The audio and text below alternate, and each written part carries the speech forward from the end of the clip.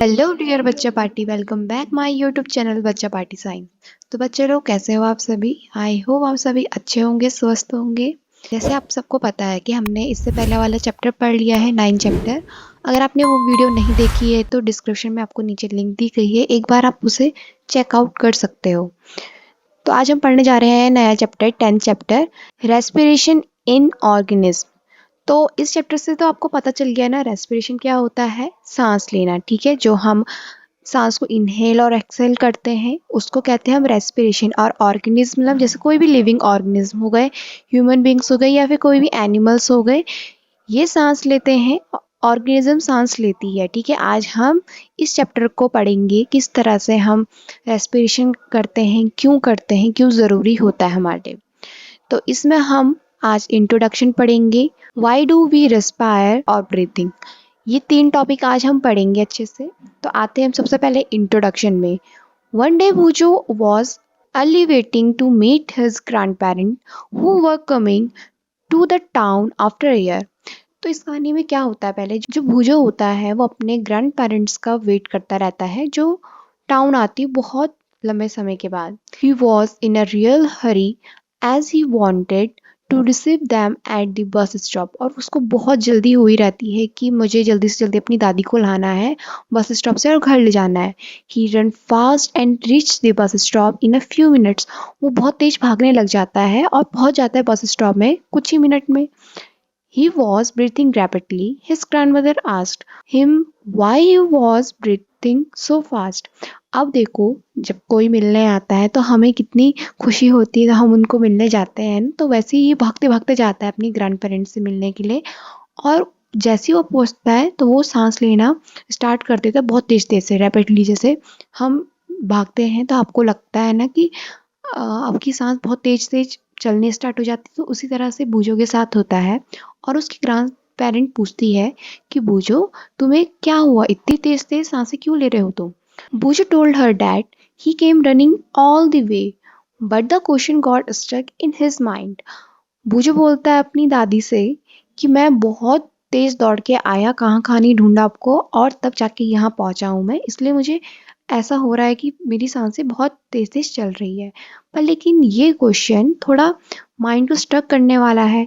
He wondered why running makes a breath person faster. तो वो सोचने लग गया इसी चीज को कि यार दादी ने सही कहा कि मेरी सांसें तो तेज होने लग गई, तो रनिंग करके ही पर्सन की जो ब्रीथिंग है वो एकदम से फास्टर क्यों हो जाती है। The answer to Bhujo's question lies in understanding why we breathe. जो भूजो का क्वेश्चन है वो नियत करने वाला है कि हमें ये समझना चाहिए कि हम क्यों ब्रीथ करते हैं, हम सांस क्यों लेते हैं। ये ज़्यादा इंपॉर्टेंट है। ये इंपॉर्टेंट नहीं है कि हम इतनी तेज तेज सांसें क्यों लेते हैं, ठीक है। Breathing is a part of respiration. तो क्या समझे हम, जो ब्रीथिंग है वो हमारे रेस्पिरेशन का एक पार्ट है। Let us learn about respiration. तो आइए हम इस टॉपिक के बारे में पढ़ेंगे कि रेस्पिरेशन क्या है, क्यों इम्पोर्टेंट है और किस तरह से हम इसको लेते हैं, ठीक है। Now come on the next topic, why do we respire. हम रेस्पायर क्यों करते हैं? In chapter 2 you learn that all organism are made of small microscopic unit called cell. तो आपने चैप्टर 2 में पढ़ चुका है, जितने भी ऑर्गेनिज्म होते हैं वो सारे किससे बने रहते हैं? बहुत छोटे छोटे माइक्रोस्कोपिक यूनिट से बने जाते हैं, उसको हम कहते हैं cell. A cell is the smallest structural and functional unit of an organism। जो सेल होता है वो बहुत छोटा स्ट्रक्चर होता है और उसकी एक फंक्शनल यूनिट होती है उस ऑर्गेनिज्म की, ठीक है। जैसे कि आपको इस पिक्चर में दिखाई दे रहा है, इस तरह से बहुत छोटे छोटे यूनिट से एक सेल बनाया जाता है जो हमारी बॉडी में भी होते हैं और किसी भी ऑर्गेनिज्म में होते हैं। Each cell of an organism performs certain functions such as nutrition, transport, excretion and reproduction. जो सेल होता है उसके कुछ फंक्शंस होते हैं कि क्यों हमारी बॉडी में ये चीज़ होती है। ये क्या काम करती है? न्यूट्रिशन का काम करती है, ट्रांसपोर्ट का काम करती है, एक्सक्रिएशन का काम करती है और रिप्रोडक्शन का भी काम करती है। ये सब चीज़ें सेल के द्वारा ही होते हैं। To perform this function the cell need energy. जो ये सेल होता है ये खुद ही खुद तो काम थोड़ा ना करेगा, इसको भी तो एनर्जी की जरूरत पड़ेगी। तो सेल को एक एनर्जी की जरूरत होती है। Even we are eating, sleeping और रीडिंग वी रिक्वायर एनर्जी। जब कभी हम खाना खाते हैं, सोते हैं पढ़ते हैं, तो हम सबको एनर्जी की ज़रूरत होती है, तभी हम इन सबको करने में सक्षम होते हैं। But where does this energy come from? लेकिन ये एनर्जी आती कहाँ से है? Can you say why your parents insist that you should eat regularly? क्या आपको पता है कि आपके पेरेंट्स क्यों कहते हैं कि बच्चों खाना खाओ, रोज खाना खाओ, कभी मत छोड़ो? पता है ना तुम्हें? The food has stored energy which is release during respiration. वो खाने के लिए इसलिए ही बोलती है कि ताकि जो फूड होता है उनसे हमारी बॉडी में एक एनर्जी स्टोर हो जाती है, जिनसे हम हर चीज़ को काम करने में सक्षम हो जाते हैं, ठीक है? और यही चीज़ रेस्पिरेशन के दौरान रिलीज होती रहती है। Therefore, all living organism respire to get energy from food। तो इस तरह से जितने भी लिविंग ऑर्गेनिज्म होते हैं वो रेस्पायर करते हैं फूड के द्वारा, ठीक है, ताकि उनको एनर्जी मिले फूड से, उसके बाद वो सारा काम करे, ठीक है। During breathing we breathe in air, और ब्रीथिंग के दौरान हम एयर से ब्रीथ करते हैं, जो हवा रहती है उसको हम इनहेल करते हैं। You know that air contain oxygen. आपको तो ये पता ही है कि एयर ऑक्सीजन को कंटेन करता है। We breathe out air which is rich in carbon dioxide, और जो हम सांस को बाहर फेंकते हैं अपनी एयर को, उसमें क्या रहता है? कार्बन डाइऑक्साइड रहता है। The air we breathe in is transported to all part of the body and ultimately to each cell। जो हम हवा अपने अंदर लेते हैं ब्रीथ करते समय, तो वो सारी जो एयर रहती है वो हमारी ऑल बॉडी पार्ट में जाती है और सेल्स में जाती है, और अपना काम वो करते रहे। In the cell oxygen in the air helps in the break down of food. Cells में जब ऑक्सीजन जाते हैं तो क्या करते हैं कि जो हमारा फूड होता है उसको ब्रेक डाउन करने का काम करता है, ठीक है। जो वेस्ट फूड रहता है वो बाहर निकाल देता है। The process of break down of food in the cell with the release of energy is called cellular respiration. ऐसा प्रोसेस जो फूड को ब्रेक डाउन करे सेल के द्वारा, ठीक है, और इसके साथ एनर्जी को भी रिलीज करते रहे बाहर, उसको हम कहते हैं cellular respiration. Cellular respiration take place in the cell of all organism. जो सेलुलर रेस्पिरेशन होता है ये सब जगह होता है, सब जगह इन द सेंस सारे ऑर्गेनिज्म में होता है। इसी दौरान जितने भी, जैसे हम हैं या फिर कोई भी एनिमल्स हैं, तो उनमें भी ये सेलुलर रेस्पिरेशन होता है, वो अपने जो फूड रहता है उसको ब्रेक डाउन करते हैं। In the cell the food glucose is broken down into carbon dioxide and water using oxygen. Cell में जो फूड होता है, फूड को हम ग्लूकोज भी कहते हैं, ये ब्रेक डाउन होता है जब टूटता है कार्बन डाइऑक्साइड में और वाटर में, तो इससे क्या बनता है? एक ऑक्सीजन बनता है, ठीक है। When breakdown of glucose occur with the use of oxygen, it is called aerobic respiration। जब ग्लूकोज का इस दौरान ब्रेक डाउन होता है, ठीक है, यूज आता है ऑक्सीजन में, तो इसको हम एरोबिक रेस्पिरेशन कहते हैं। Food can also be broken down without using oxygen, और ज़रूरी नहीं है कि हम ऑक्सीजन ही लेंगे तभी हमारा फूड ब्रेक डाउन होगा, ऐसा नहीं है। बिना ऑक्सीजन के भी हो सकता है, ये अपना काम खुद करता रहता है बॉडी के अंदर। This is called anaerobic respiration. तो जो खुद ही ब्रेक डाउन हो जाता है विदाउट यूजिंग ऑक्सीजन, उसको हम एनारोबिक रेस्पिरेशन कहेंगे। और एरोबिक रेस्पिरेशन ये होगा जो हमारे फूड होते हैं, यानी कि ग्लूकोज होता है, वो ऑक्सीजन के दौरान ही ब्रेक डाउन होगा, उसको हम एरोबिक रेस्पिरेशन कहेंगे। Break down of food release energy. जो ब्रेक डाउन फूड्स होते हैं वो एनर्जी को भी रिलीज करते रहता है।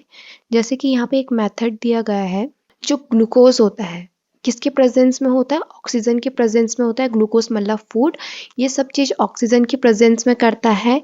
इसके साथ क्या क्या होता है? कार्बन डाइऑक्साइड, वाटर और एनर्जी, ये सारी चीज़ें फॉर्म होती है। मतलब ग्लूकोज जब ब्रेक डाउन होगा ऑक्सीजन की प्रेजेंस में, तो ये फॉर्म करेगा कार्बन डाइऑक्साइड। कार्बन डाइऑक्साइड जो हम रिलीज करते हैं, वाटर और एनर्जी, ये सारी चीज़ें हम क्या करते हैं? रिलीज करते रहते हैं। You should know that there are some organism such as yeast that can survive in the absence of air। और आप सबको ये पता है एक ऑर्गेनिज्म होता है जिसको हम यस्ट कहते हैं, जैसे कि इस पिक्चर में दिखाई दे रहा है, ये यस्ट होता है। ये बिना एयर की अब्सेंस में भी सर्वाइव कर लेता है, तो इसको हम कहेंगे एनारोब्स। ठीक है, जो बिना एयर की प्रेजेंस में सर्वाइव करता है उसको हम एनारोब्स कहते हैं। जो मैं आपको की पॉइंट्स पढ़ा रही हूँ, ये ब्लैक ब्लैक हेडिंग वाली, इसको रिमेंबर करना, याद करना, ये पेपर में ज़रूर आता है, एक एक मार्क्स में भी आ जाता है आपके लिए। ठीक है, they get energy through anaerobic respiration, और ये वाली एनर्जी लेता है एनारोबिक रेस्पिरेशन से। In the absence of oxygen, glucose breaks down into alcohol and carbon dioxide as given below। Oxygen की absence में ग्लूकोज ब्रेक डाउन होता है अल्कोहल में, कार्बन डाइऑक्साइड में। ठीक है, जैसे कि आपको नीचे मेथड दिया है, ग्लूकोज कोई भी फूड हुआ, अब ये बिना ऑक्सीजन की absence में काम कर रहा है। ठीक है, तो इससे हमें क्या क्या मिला, अल्कोहल, कार्बन डाइऑक्साइड और एनर्जी, ये चीज मिली। देखो जो जो इसमें नोट्स आ रहे हैं एनारोबिक बारे में, एरोबिक बारे में, ठीक है, इसमें देखो आपको मेथड भी दिया गया है किस से क्या मिलेगा। ठीक है, ये चीज जरूर लिखना पेपर में, आपके पेपर में ज्यादा इम्पैक्ट करेगा ये चीजें, और भूलना मत। ठीक है, सबसे पहले मैंने क्या पढ़ाया था, ग्लूकोज ऑक्सीजन की प्रेजेंस में काम करेगा तो हमें कार्बन डाइऑक्साइड, वाटर और एनर्जी मिलेगा। अब जो ग्लूकोज है वो ऑक्सीजन की अब्सेंस में बना, बिना ऑक्सीजन में काम कर रहा है, तो अल्कोहल, कार्बन डाइऑक्साइड और एनर्जी, ये चीज मिलेगी। तो ये चीज भी आंसर के साथ जरूर लिखना, चाहे तुम्हारे क्वेश्चन में गिवन हो या ना हो, पर लेकिन अपने तरफ से खुद लिखना। ठीक है, our muscle cell can also respire anaerobically but only for a short time when there is a temporary deficiency of oxygen। हमारे जो मसल सेल्स होते हैं वो भी रेस्पायर करते हैं एनारोबिकली से, लेकिन थोड़े छोटे टाइम के लिए। ठीक है, जब ऑक्सीजन ज़्यादा समय तक नहीं रहता है, मतलब टेम्पररी रहता है, कभी कभी ऐसा हो जाता है कि हमें ऑक्सीजन नहीं लेना पड़ता है, तो एनारोबिकली काम आ जाता है। जो एनारोबिकली रेस्पिरेशन है वो काम आता है थोड़े छोटे टाइम के लिए। During heavy exercise, fast running, figure 10.1, cycling, walking for many hour, for heavy weight lifting, the demand of for energy is high. अब देखो हमारे ये चीजें कहाँ कहाँ काम आती है, जब हम बहुत हैवी एक्सरसाइज करते हैं, बहुत तेज दौड़ते हैं, साइकिलिंग करते हैं, वॉकिंग करते हैं बहुत लंबे समय तक, ठीक है, हैवी वेट लिफ्टिंग करते हैं, तो वहाँ पे हमारी ज़्यादा ऑक्सीजन काम नहीं आती। जैसे कि आपको इस फिगर में दिखाई दे रहा है, एक पर्सन है जो रन कर रहा है। ठीक है, आपने भी नोटिस किया होगा, या फिर आपके जो भाई लोग होते हैं जो वो लिफ्टिंग करते हैं, या फिर आप लोग दौड़ते हो, तो हमारी कभी कभी ऑक्सीजन रुक जाती है। मतलब ऐसा नहीं होता है, हमें पता नहीं चलता है कि हम ले रहे हैं कि नहीं ले रहे हैं, पर लेकिन वो बहुत छोटे टाइम के लिए होता है, टेम्पररी टाइम के लिए, तो वहाँ पे एनारोबिकली रेस्पायर काम आती है। But the supply of oxygen to produce the energy is limited. लेकिन ऐसा है कि जो ऑक्सीजन की सप्लाई होती रहती है वो एनर्जी को प्रोड्यूस करती रहेगी एक लिमिट तक। ठीक है, the anaerobic respiration take place in the muscles cell to fulfill the demand of energy। जो anaerobic रेस्पिरेशन है हमारी मसल्स में जाता रहता है, सेल में जाता रहता है, वो पूरी एनर्जी को फुलफिल करने का भी काम करती रहती है। मतलब ऐसा है कि आप लो या ना लो, पर लेकिन वो काम करेगी। अब ऐसा नहीं कि ऑक्सीजन आप मत लेना, ये सिर्फ कुछ हैवी एक्सरसाइज या उसी में काम आती है। ठीक है, अब देखो यहाँ पे फिर से आपको एक मेथड दिया गया है, ग्लूकोज इन मसल्स। अब जो ग्लूकोज है, अब हमने क्या करा, मसल्स के बारे में पढ़ा है। जब आपके पास कोई भी क्वेश्चन आएगा कि हमारे मसल्स सेल में एनारोबिकली रेस्पायर क्या काम करती है, कैसे काम करती है और कहाँ काम आती है, तो आप ये चीज़ लिखोगे अपनी लैंग्वेज में। ओके, तो उसके साथ आपने ये मेथड भी लिखना है, जो ग्लूकोज है मतलब मसल्स में, ये अब क्या कर रहा है, अब ऑक्सीजन की एब्सेंस में कर रहा है। मैंने यही बताया ना, जब ऑक्सीजन ज़्यादा टाइम के लिए नहीं रहती, मतलब शॉर्ट पीरियड ऑफ टाइम के लिए होता है, तो वहाँ पे हमारे पास क्या फॉर्म होता है, एक लैक्टिक एसिड और एनर्जी, ये दो चीज़ हमारे पास फॉर्म होती है। Have you ever wonder why you get muscles cramps after heavy exercise.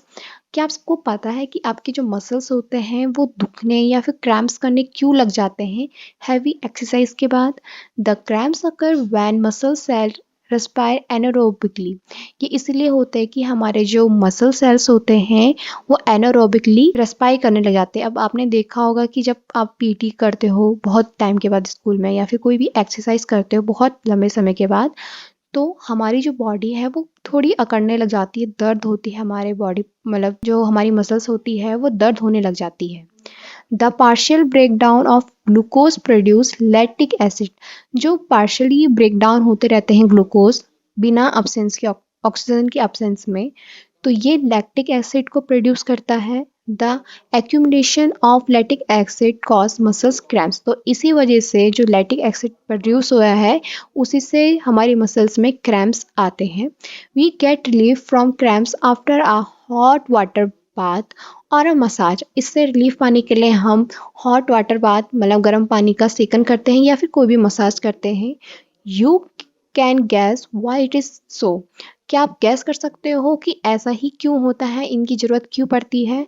Hot water bath और massage improve circulation of blood, जो हॉट वाटर गर्म पानी रहता है उस और मसाज होता है, ये हमारी ब्लड सर्कुलेशन में काम आता है कि तेज़ी से वो ब्लड सर्कुलेट करती रहे। As a result the supply of oxygen to get muscle cell increase, इस रिजल्ट से ये पता चलता है कि इस दौरान जो हमारे मसल सेल्स होते हैं उसमें ऑक्सीजन सप्लाई हो जाता है बड़ी तेज़ी से। The increase in the supply of oxygen result in the complete breakdown of lactic acid into carbon dioxide and water, जब ये ऑक्सीजन को सप्लाई करता रहता है बड़ी तेज़ी से, ठीक है, जब हम हॉट वाटर बाथ या फिर मसाज का काम करते हैं तो ये इससे रिजल्ट आया है कि जो कंप्लीट ब्रेकडाउन होता है लैक्टिक एसिड का वो कहाँ कन्वर्ट हो जाता है, कार्बन डाइऑक्साइड और वाटर में कन्वर्ट हो जाता है। तो इतना समझ आ गया कि एनारोबिक, एरोबिक और ऑक्सीजन की एब्सेंस में क्या काम करेगा, कैसे काम करेगा, इतना आ गया आपको समझ में। अगर इसमें से कोई भी क्वेरी पूछनी होगी, कुछ भी पूछना होगा तो आप कमेंट सेक्शन में बता सकते हो मुझे, ठीक है।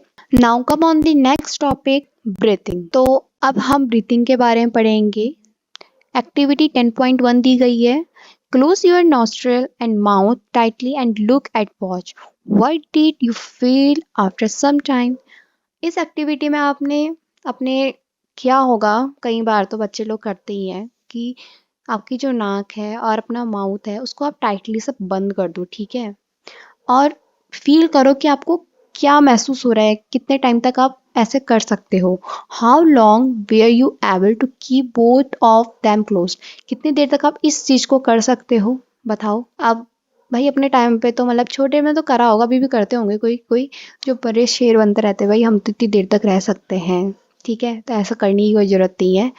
Note down the time for which you could hold your breath, कितने टाइम तक आप बिना ब्रेथ के रह सकते हो। So now you know that you can not survive for long without breathing. तो इससे क्या होगा, अगर आप अपने नाक को और अपने माउथ को बंद कर दोगे तो आप ब्रीथ नहीं लोगे तो अब आप सर्वाइव नहीं कर पाओगे ज़्यादा टाइम तक। Breathing means taking in air rich in oxygen and giving out air rich in carbon dioxide with the help of respiratory organs। जब हम ब्रीथिंग लेते हैं, ब्रीथिंग का मतलब क्या होता है, जब हम कोई भी एयर अपने बॉडी में लेते हैं, इनटेक करते हैं तो उसमें ऑक्सीजन की मात्रा को बढ़ा देता है, ठीक है, और जब हम अपने एयर को निकालते हैं तो वो कार्बन डाइऑक्साइड को बढ़ा देता है। मतलब जब हम इनहेल करते हैं तो ऑक्सीजन लेते हैं, जब हम एक्सेल करते हैं बाहर निकालते हैं उस एयर को तो हम कार्बन डाइऑक्साइड को निकालते हैं। तो और यही चीज़ पूरी रेस्पिरेटरी ऑर्गन्स में काम आती है, ठीक है। तो ब्रीथिंग का मतलब समझ गए ना आप क्या होता है। ब्रीथिंग का मतलब होता है कोई भी एयर जब हम लेते हैं तो उसको वो ऑक्सीजन का काम करते हैं और जो हम सांस को बाहर निकालते हैं वो कार्बन डाइऑक्साइड का काम करती है, ठीक है। The taking in of air rich in oxygen into the body is called inhalation and giving out of air rich in carbon dioxide is known as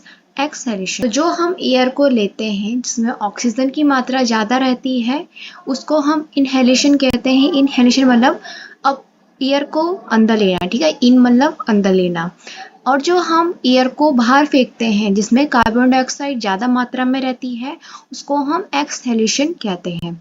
it is a continuous process which goes on all the time and through out the life of an organism. ये continuous time में चलता रहता है, मतलब ये living organism के जीवन में चलता रहता है, ठीक है।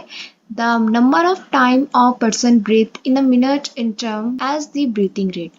ब्रीथिंग रेट की डेफिनेशन ये है, ब्रीथिंग रेट का मतलब है जितने नंबर ऑफ टाइम्स में कोई पर्सन ब्रीथ कर रहा है, ठीक है, हर 1 मिनट में उसको हम ब्रीथिंग रेट कहेंगे।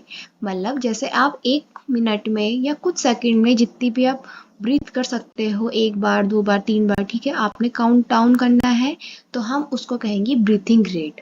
During breathing, inhalation and exhalation take place alternately. जो ब्रीथिंग होती है, इनहेलेशन और एक्सहेलेशन, ये अल्टरनेट टाइम में चलता रहता है। अब breath means 1 inhalation plus 1 exhalation. Breath का मतलब होता है एक बार में इनहेलेशन करना और दूसरी बार में एक्सहेलेशन करना, ठीक है। जैसे हम सांस लेते हैं ऊपर, फिर उसके बाद एक्सहेलेशन करते हैं, मतलब छोड़ देते हैं। Would you like to find out your breathing rate? क्या आपको यहाँ पसंद आएगा कि अपनी ब्रीथिंग रेट को आप फाइंड करो? Do you want to know whether it is constant or it change according to the requirement of oxygen by the body? क्या आप लोग ये जानते हो जो हम सांस लेते हैं, ब्रीथिंग करते हैं, वो कांस्टेंट रहती है, एक समान रहती है? क्या वो चेंज होती रहती है हर एक according time period? Let us find out by doing the following activity. आइए इसके बारे में हम आगे पढ़ेंगे कुछ एक्टिविटीज में। एक्टिविटी 10.2 दी गई है, generally we are not aware that we are breathing. Generally क्या होता है, हम लोग अवेयर नहीं होते इस बात से कि हम ब्रीथिंग कर रहे हैं, ठीक से कर रहे हैं या ऐसे कर रहे हैं बस। However if you try, you can count your rate of breathing. अगर आप ये चीज़ करना चाहते हो कि अपने ब्रीथिंग को आप टेस्ट करना चाहते हो कि ये कांस्टेंट रहती है या फिर चेंज होती रहती है, तो अपने ब्रीथिंग रेट को आप काउंट करोगे, ठीक है। Breathe in and out normally, तो आराम से इसमें क्या करना है, आपने ब्रीथ इन और आउट करना है नॉर्मली जैसे आप करते हो। Find out how many times you breathe in and breathe out in a minute. तो आप ये देखोगे आप 1 मिनट में या कुछ मिनट में आप कितने बार ब्रीथ इन और ब्रीथ आउट कर सकते हो, ये आपने काउंट डाउन करना है। Did you inhale the same number of time as you exhale? जब आपने ये करा तो क्या आपको ये पता चला कि जब आपने इनहेल करा था, सांस ली थी, जितने नंबर ऑफ टाइम में इतनी बार आपने एक्सेल किया था? Now count your breathing rate, number of breath minute after brisk walk and after run. अब देखो आपने ये चीजें नोट करनी है कि कितने बार आपने ब्रीथ इन आउट करा है, ठीक है। इसमें आपने काउंट डाउन स्टार्ट कर देना है ब्रीथिंग रेट का, ठीक है। इसमें क्या करोगे आप, जब जब आप इसको काउंट डाउन करोगे, जो आप ब्रिस्क वॉक होती है या फिर आप रनिंग करते हो, तो उस दौरान भी आप इसको काउंट कर सकते हो। Record your breathing rate as soon as you finish and also after complete rest. अपने ब्रीथिंग रेट को रिकॉर्ड करते रहना है जब तक ये फिनिश नहीं हो जाता। जितनी जल्दी फिनिश होगा उतना सही है, उसके बाद आप कंप्लीट रेस्ट कर सकते हो। Tablet your finding and compare your breathing rate under different condition with those of your classmate. तो यही चीज अपने क्लासमेट के साथ कर सकते हो अगर आपको देखना है कि आपकी ब्रीथिंग रेट और अपने दोस्त की ब्रीथिंग रेट सेम आती है कि नहीं आती है। ये चीजें आप कर सकते हो, ठीक है। From the above activity, you must have realized that whenever a person needs extra energy, he or she breathes faster. तो आपने इस एक्टिविटी को करा तो आपको पता चला, रियलाइज्ड हुआ कि हाँ, कोई भी पर्सन हो, अगर वो लड़का हो या लड़की हो, कोई भी हो, उसको एनर्जी चाहिए रहती है, एक्स्ट्रा एनर्जी की ज़रूरत पड़ती है सांस लेने में, ठीक है। अगर उसको ब्रीथ फास्ट करना है, तेज तेज ब्रीथ करना है, तो उसको एक्स्ट्रा नीड होती है एनर्जी की। As a result more oxygen is supplied to our cell. तो इससे रिजल्ट आया कि जितनी ज़्यादा हम ऑक्सीजन लेंगे, वो सारी ऑक्सीजन कहाँ सप्लाई होती है, हमारे सेल्स में होती। तभी तो सेल क्या करेगा, हमारे फूड को ब्रेक डाउन करेगा, एक्टिविटी में, काम में मदद देगा, ठीक है। ये सारी चीजें इन सब से होती है। It speeds up the break down of food and more energy is released. अगर स्पीड अप हुई, ठीक है, इस चीज की स्पीड मतलब हमारी जो ब्रीथिंग है उसकी स्पीड अप हुई और सेल्स पे गई, तो क्या करता है, ब्रेक डाउन, जो हमारे फूड होते हैं उसको ब्रेक डाउन करने में काम आता है और बहुत एनर्जी रिलीज होती है। Does this explain why do we feel hungry after a physical activity? अब आपको पता चल गया ना इससे कि हमें भूख क्यों लग जाती है जब हम कोई भी फिजिकल एक्टिविटी करते हैं। इसका मतलब उसमें क्या होता है, हमारा जो खाया रहता है हमने पहले का, वो ब्रेक डाउन हो जाता है और हमारी एनर्जी भी रिलीज हो जाती है, इसलिए हमें बाद में भी बहुत भूख लगने लग जाती है। When you feel drowsy, does your breathing rate slow down? Does your body receive sufficient oxygen. जब आपको फील होता है कि आप सुस्त हो रहे हैं, मतलब आपको हल्की हल्की नींद आने लग जाती है, आलस करने लग जाते हो, कि आपकी ब्रीथिंग रेट स्लो होने लग जाती है, क्या आपने ये कभी फील करा है? क्या आपकी उस टाइम में बॉडी को एक सफिशिएंट ऑक्सीजन ही जाती है? Activity 10.3 figure 10.3 show the various activity carried out by a person during a normal day. तो एक्टिविटी 10.3 दी गई है। इस एक्टिविटी में आप देख रहे हो, आपको एक पिक्चर्स दिए गए हैं नीचे, ठीक है। इसमें कुछ एक्टिविटीज दी है जो हम नॉर्मल डे में सब करते रहते हैं। देखो इस एक्टिविटी का कोई सो रहा है, कोई चल रहा है, खेल रहा है, ठीक है। ये सब चीजें नॉर्मल डेज में हम करते हैं। कैन यू से in which activity the rate of breathing will be the slowest and which it will be the fastest? क्या आप इस एक्टिविटी से, जो ये पिक्चर दी गई है, इससे पता लगा सकते हो कि इनसे, इस एक्टिविटी को करने से किस टाइम पे ब्रीथिंग हमारी स्लो हो जाती है, किस टाइम पे हमारी ब्रीथिंग रेट फास्टर हो जाती है? तो आपको अब ऊपर मैंने पढ़ा दिया है ना कि किस किस तरीके से हमारी ब्रीथिंग रेट जल्दी तेज हो जाती है, तो आप जल्दी से बताइएगा। Assign numbers to pictures in order of increasing rate of breathing according to your experience. तो जितने भी आपको पिक्चर्स दिए गए हैं, आप उसको असाइन करो, देखो कि कितनी रेट में आपकी जो ब्रीथिंग रेट है वो तेज हो रही है, इंक्रीज हो रही है, ठीक है। इस एक्टिविटी को आप करो और नोट डाउन करो। तो अभी का ये टॉपिक मैं यहीं पे कंप्लीट करती हूँ। अभी मैंने आपको इंट्रोडक्शन पढ़ाया, ब्रीथिंग क्या होती है ये चीज़ पढ़ाई है, ठीक है। किस किस तरीकों से हमारी जो ब्रीथिंग रेट है वो ज़्यादा या फिर कम हो जाती है, ये सब चीज़ें मैंने आपको पढ़ा दी है। बाकी की हम आगे के टॉपिक्स हम नेक्स्ट वीडियो में पढ़ेंगे। होप आप सबको यहाँ पे समझ आया होगा, और इस चैनल को लाइक शेयर और सब्सक्राइब करना ना भूलिएगा। बाकी की हम नेक्स्ट टॉपिक हम नेक्स्ट वीडियो में पढ़ेंगे। आज के लिए इतना ही। Thank you.